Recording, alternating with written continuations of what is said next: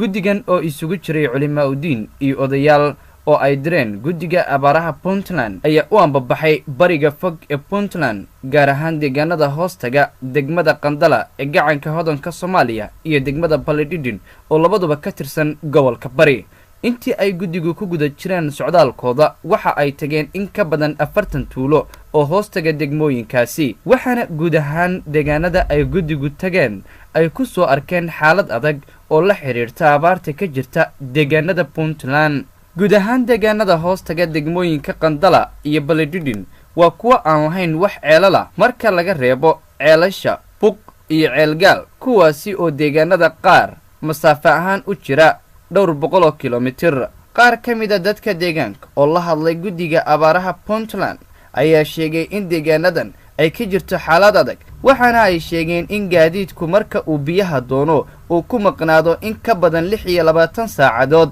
taasi ay sabab uga dhigeen masaafada dhulka oo aad u fog iyo dhulkan oo buuraley ah. waxaana sidoo kale jirta biyayari la soo diristay ceelashaasi. anigoo ah Axmed Xareed Maxamed oo ka soo jeeda tuulada la yiraahdo Beelwacti oo ka tirsan degmada Qandala, waxaan idin sheegayaa dadka ku nool biyaha ay cabaaniin waad u jeed hadan kor taaganahay sida ay yihiin iyo nooc ay yihiin waa la arkaa. dadkii cabbi jireen waxay u dhisay biyaha dartood jirooy ayaa laga qaaday, hiddi boos iyo meel loo caliyo daawatoona ma leh. ku odayaal ahaan haddaanu niri ka ilaaliya jidaradii uga soo dhaceen,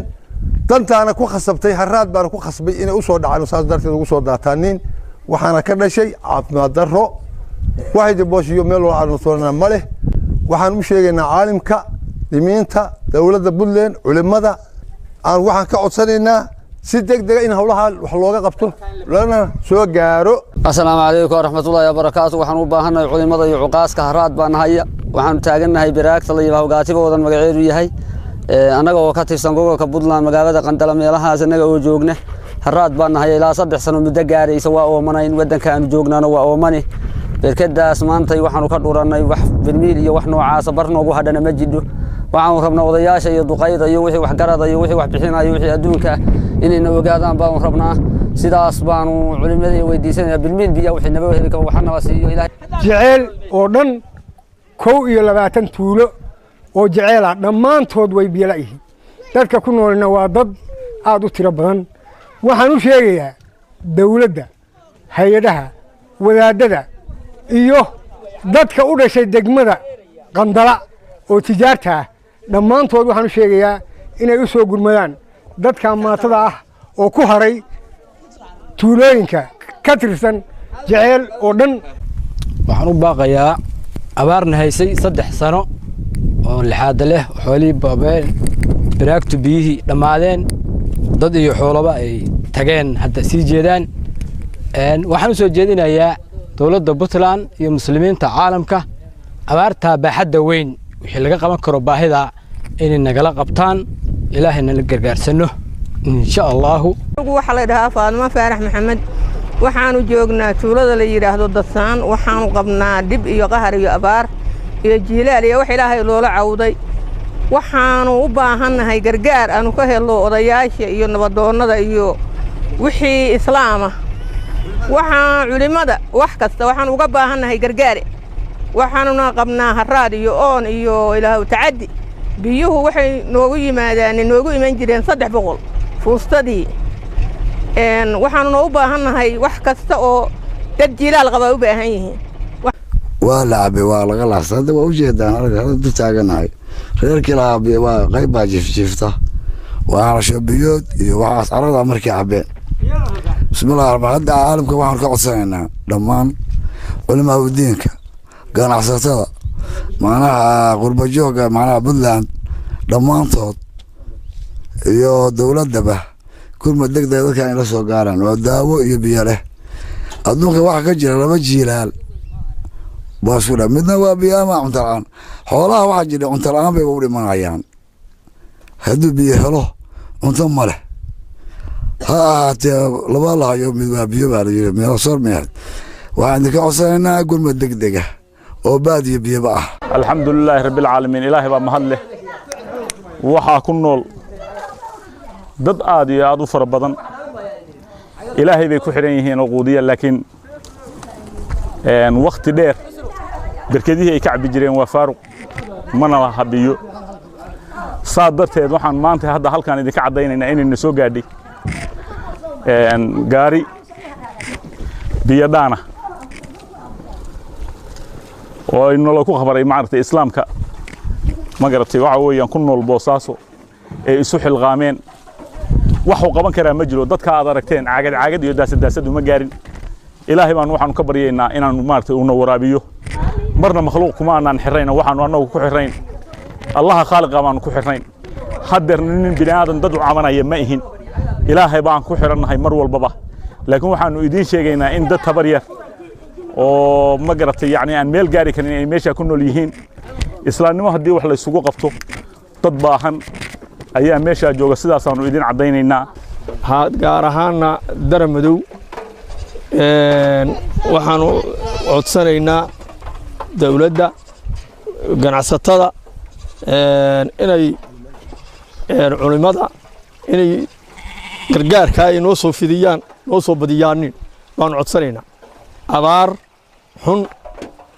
baa dad iyo duunyo na haysata iyo biyo la'aan sidaa daraaddeed dalka waxaan u saarannahay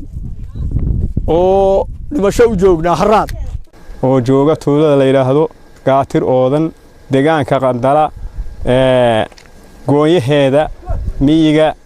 iyo toga jecel la yidhaahdaba waxaan nahayaa abaar ba'an iyo haraad iyo biyo la'aan xoolihii oo dhammaaday dadkii oo u liita haraad oo meel loo cararo aan lahayn iyo meel wax loo raaco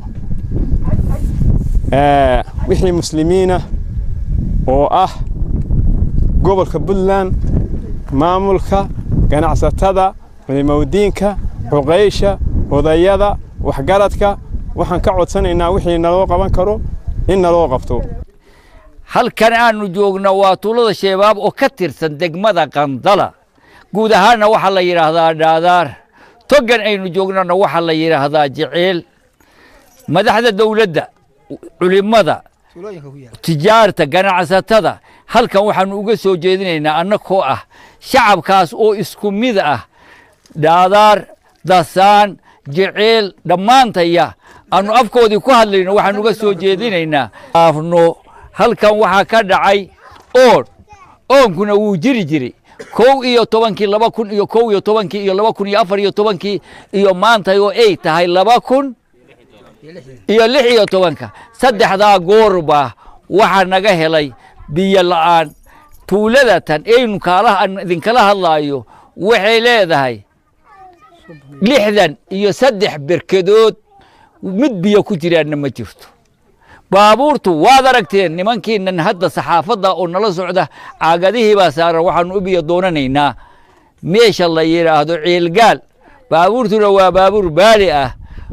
waxaanu rabnaa inaan halkaa ka soo dhaamina baabuurku 20 caagadood buu qaadi karaa qiimaha ay ku iman karaan waa garan karaan dadka jooga dadkii ganacsatada awood lahaa dadkoodii way qaadeen oo waxay geeyeen Boosaaso iyo meel biyo leh halkan waxa isugu haray dadkii macaysatada ahaa oo maatada ahaa oo aan ahalka lahayn oo liitay waanu rabnay inaad sawirtaan bibaanu wax weydiisanayna marka hore ilaahu waxaanu ka baryeynaa naga soo gaarto ilaahay dadkana way isu sahlaa oo isagoo wax ku siinaya ummadda wax waa ka siiya culimada iyo dawladda iyo tijaarta iyo ganacsatada waxaan ka codsanaynaa in wixii naloo kari karo si raxmad iyo naxariis ku dheehan tahay nala soo gaaro hor iyo horaana waxaanu codsanaynaa waxay tahay in xogogaal naloo noqdo horta bal baahidayada inaanu kiisiska waalnahay iyo inay baahi dhaba tahay hadeer saxaafadatan iyo odayaasha noo yimina arke marka waxaanu codsanaynaa in si degdega waxa naloo ku qabto nimaad sugayso aan ku soo socon waa dhibaato annagu waxaanu rabnaa dadka aan wax ka rajaynayno oo dawladda leh oo hay'adaha leh oo culimada iskood dadka ugu magaciisiya leh in maaragtay si wanaagsan oo naxariis ku dheehan tahay war iyo waxtarba naloo soo gaarsiiyo intii ay guddigu ku guda jireen kormeerkooda shaqo waxa ay tageen magaalada Balidhidhin Beelwacatay Xarago Unuun Gurur canjeel xijiijle tuurmasaale dhariin talal markadaan duudado dhasaq qurac dandamo leh daramadow gaatir oodan sheebaab dhaadaar garaar gabow xankookib dhasaan karin qandala karin ceelgaal bashaashin dhaankadus dawaar curaar iyo deegaano kale oo ka tirsan degmooyinka qandala iyo baladhidhin kuwaasi oo gebi ahaan ay ka jirto xaalad bini'aadanimo oo aad u adag waxaana guddigii tiimkii laga diray boosaaso oo loo diray degmada qandala haddana waxaan ku jiraa howlahay baan ku guda jiraa maanta waxaanu gaaray tuulada dhaadaar oo ka tirsan degmada qandala intaanu maraynana oo u jidha boosaaso 420 kilomitir oo u jidha waana naga sii horeeyaan dhasaan oo kale taabagaysay hore nooga sii xigta iyadana aanu gaaray oo hadda ka soo noqonnay dhulkaas marka baahayna qiyaas kale sida maqleysaan oo shacabkii deganaa iyo dadweynaha odayaashii warkoodii waa maqleysaan gaariga kan hadda biyaha aanu ka shubayno wuxuu ka soo dhaanshay meel la yiraahdo Timirshe bishii 12aad labadeedii uu biyaha soo qaaday maantana waa afarteedii 48 saac uu biyaha soo waday barnaamijyaasuna ku siday isku soo wada duuboo deegaanadan oo dhammaantood ka tirsan bariga fog ee Puntland ayaa iminka baahida iyo biyo la'aanta waxa u raacay xaalad caafimaad taasi oo ka dhalatay baahida iyo biyo yarida ka jirta deegaanadaasi waxaana ay gargaarka rabbi ka sokow gurmad degdega ka sugayaan shacabka reer Puntland iyo ummadda islaamka